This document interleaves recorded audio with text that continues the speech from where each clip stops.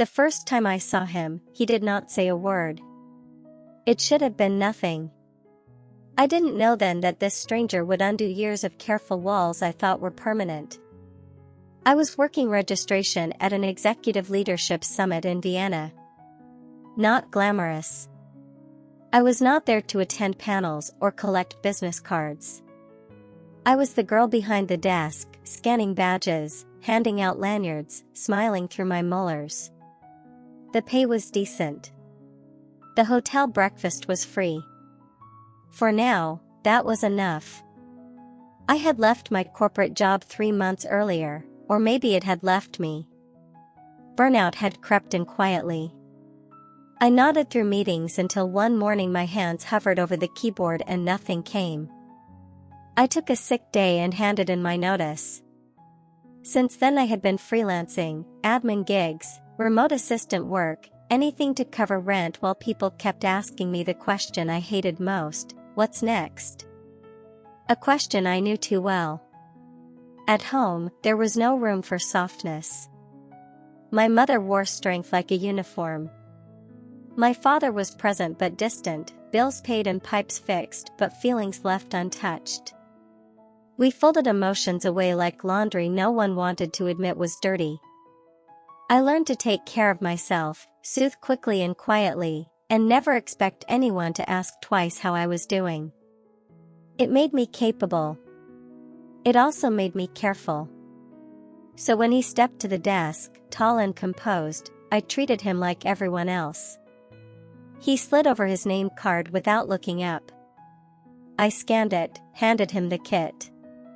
Have a great day, Mr. Lancaster. A glance. Green eyes steady. A nod. And gone. Badge, kit, next. It was Debbie, another attendant, who whispered later, pretty sure that was Julian Lancaster. I shrugged. Kept stuffing pens into tote bags. The next morning, he stopped at the desk. Is there a decent coffee shop nearby? I told him about the barista stand upstairs, strong espresso, questionable pastries. A small, quick smile. Perfect. And he moved on.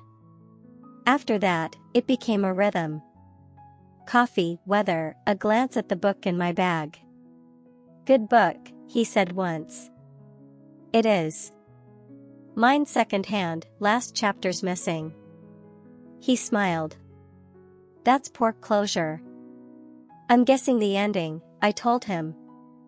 That way I can control it. Another smile, and he was gone. On the final afternoon, he placed his card on the desk. May I text you later? He asked, handing me his phone. I typed in my number. That evening, his message arrived, I fly out tomorrow night. Dinner at 7, Rooftop Avenue. If not, no pressure. I didn't answer right away. Made tea. Washed a cup that was already clean. Told myself it was just dinner. At 5 the next day, I typed, yes. I'll be there. The rooftop glowed in candlelight. He was already seated, sleeves rolled, 2 glasses of wine waiting. You came, he said. I did. We talked about everything but his company, my sister, the best meal I'd ever had, the worst movie that made me cry. He listened like someone holding something fragile. When I admitted I was a magnet for men fluent in strategy decks but hopeless with sincerity, he smiled, the real kind. At least you're honest, Eliana. Time slipped. When I left, the concierge handed me a bag. Inside was the same book I'd been reading, this one a first edition, with the last chapter intact. A note lay on top, you said yours was incomplete. Here is one that is not. J. After that night, he called on Mondays, sent flowers, invited me on a train to Bratislava. We built tiny worlds from small things, a bad pastry turned into a running joke, texts about coffee became shorthand for missing each other. It was easy, the kind of ease that comes from showing up. But we argued, too. Once in a taxi, when he canceled dinner without warning. I told him it wasn't the call that hurt, it was standing alone without a message. He listened. Changed. The knot never returned. And then, deeper talks. His father leaving at 12. A balloon that said happy birthday when it wasn't his. My own childhood of silence and survival. We didn't try to fix each other. We just let the room hold the truth. For a while, it was good. Honest. Then came the slow evasions. A postponed weekend. A tired look he wouldn't explain. I recognized the pattern, distance dressed as practicality. When I asked for honesty, he finally said it, I keep thinking what we have is kinder than I deserve. That one day you'll see the part of me that cannot keep the things other people hold. I wanted to be angry, but mostly I was tired. Maybe you don't have to be a structure, I said. Maybe you just have to tell the truth before the silence starts. We didn't decide anything that night. He left. I folded his jacket he'd forgotten over the chair and hung it on the door. For a week, silence. I filled the time with spreadsheets that didn't need to exist.